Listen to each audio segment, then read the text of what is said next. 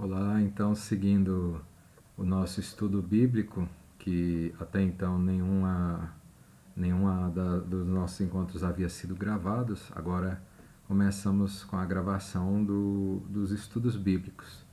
Nós paramos em Gênesis, capítulo 35, a partir do versículo 2, onde diz: Jacó disse à sua família e a todos os que estavam com ele: Lançai fora os deuses estrangeiros que estão no meio de vós. Purificai-vos e mudai vossas roupas. Partamos e subamos a Betel.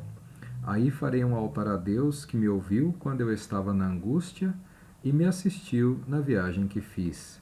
Eles deram a Jacó todos os deuses estrangeiros que possuíam e os anéis que traziam nas orelhas, e Jacó os enterrou sob o carvalho que está junto a Siquém.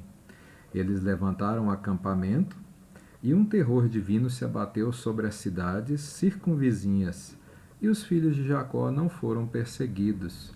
Então aqui mais uma vez é pedido à família de Jacó deixar os deuses estrangeiros, no caso aqui provavelmente, principalmente, refere-se à questão da Raquel, né, que vinha de uma cultura que tinha falsos deuses, e fala que também não só enterra os ídolos, mas também os anéis que traziam nas orelhas. Era um sinal de consagração ou de entrega, digamos assim, a falsos deuses, né? Então, nesse sentido aqui, não é o brinco que a mulher usa hoje como adorno, tá? Que às vezes tem pessoas que podem tentar pegar essa passagem e entender isso, que o brinco seria um sinal de idolatria. Não, mas era para eles naquele momento era um sinal disso. Hoje nós sabemos que a mulher usar um brinco é um objeto de adorno apenas, não de consagração a nada pagão. Continuando então. E agora é com a defesa do Senhor, né, que Jacó sai e as cidades circunvizinhas são abatidas por um terror divino, ou seja, eles vão sair tranquilos, sem medo de perseguição. Jacó chegou à Luza na terra de Canaã, que é Betel, ele e todos os homens que tinha. Lá ele construiu um altar e chamou o lugar de El Betel, porque Deus aí se revelara. Então esse é o significado de El Betel, né? Bet El, casa do Senhor, ou seja, o lugar onde o Senhor se revelou. E a ele quando fugia da presença de seu irmão. Então morreu Débora, a ama de Rebeca, e foi enterrada abaixo de Betel, sob o carvalho, que se chama Carvalho dos Prantos. Deus apareceu ainda a Jacó, vindo de Padan-Aram, Padan-Aram hoje seria a Síria, e o abençoou. Deus lhe disse: Teu nome é Jacó, mas não te chamarás mais Jacó. Teu nome será Israel, tanto que é chamado Israel. Aí aquela questão, a referência da mudança do nome de Jacó para Israel, porque ele foi aquele que no episódio anterior nós tínhamos visto, lutou com Deus, né? Sempre aí o final nós vemos que muitos nomes, ela refere-se ao nome do Senhor, né? Deus lhe disse: Eu sou El Shaddai, sê fecundo e multiplica-te. Uma nação, uma assembléia de nações, nascerá de ti, e reis sairão de teus rins. Eu te dou a terra que dei a Abraão e a Isaque. Darei essa terra a ti e a tua posteridade depois de ti. E Deus se retirou de junto dele. Deus muda o nome de Jacó para Israel, porque há agora uma mudança de missão, né? Uma mudança de vida. Tanto que ainda hoje, entre os católicos, né, é comum monges mudarem seu nome quando fazem a profissão religiosa, papas também mudam seu nome, porque ali assumem uma nova missão. E aqui no caso de Jacó também.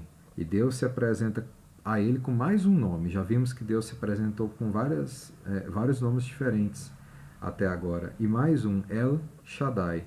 Né? Ele se apresenta a Jacó, que agora não é mais Jacó, é Israel, com o nome de El Shaddai. E de novo repete o que nós vemos no início do Gênesis.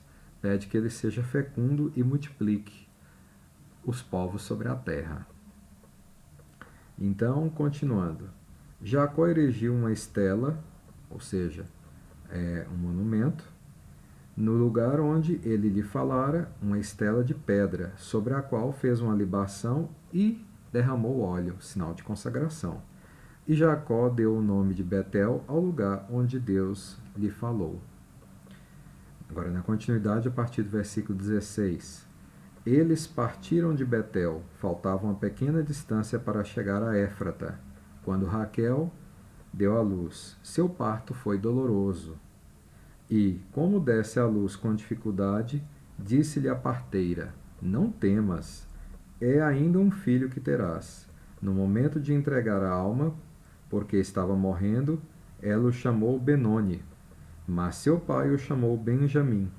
Raquel morreu e foi enterrada no caminho de Éfrata, que é Belém. Jacó erigiu uma estela sob seu túmulo, é a estela do túmulo de Raquel, que existe até hoje. Quando nós vemos aqui no final esse existe até hoje, lembra-nos o quê? Mais uma etiologia, ou seja, uma história que é construída para explicar a origem de alguma coisa ou o nome de algum lugar. No caso aqui, fala exatamente da estela que há no caminho que vai de Éfrata a Belém e a cidade de Belém, mais especificamente nesse caminho. Então, assim, uma etiologia ligada já a Belém. Depois continua. E aqui há a troca de nomes também, né? Benoni e Benjamim. Benoni, conforme a própria nota de rodapé da Bíblia de Jerusalém, filho da minha dor. O pai muda este nome de mau presságio em Benjamim, filho da direita, filho do bom augúrio. Porque nós sabemos que na Bíblia a questão do nome é fundamental, ou seja, o nome sempre está ligado à missão da pessoa. Então, Benjamim, no lugar de Benoni, aliás, por quê? Porque de um nome que traria mau presságio para um nome bom. Continuando aqui. Israel partiu e plantou sua tenda além de Magdol-Eder. Enquanto Israel habitava naquela região, Ruben foi dormir com Bala, a concubina de seu pai, e Israel soube, algo que não podia acontecer, né? No caso aqui, digamos, poderia-se dizer a ideia do enteado que se deita com sua madrasta. Os filhos de Jacó foram em número de 12. Os filhos de Lia, o primogênito de Jacó, Ruben, depois Simeão, Levi, Judá, Issacar e Zabulon. Os filhos de Raquel, José e Benjamim. Os filhos de Bala, a serva de Raquel, Dan e Neftali. Os filhos de Zelfa, a serva de Lia, Gad e Asser.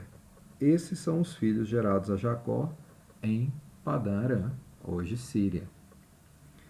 Aí agora, morte de Isaac. Veio Jacó a seu pai Isaac em Mambré, em Cariat Arbe, que é Hebron, onde habitaram Abraão e Isaac. A duração da vida de Isaac foi de 180 anos, e Isaac expirou.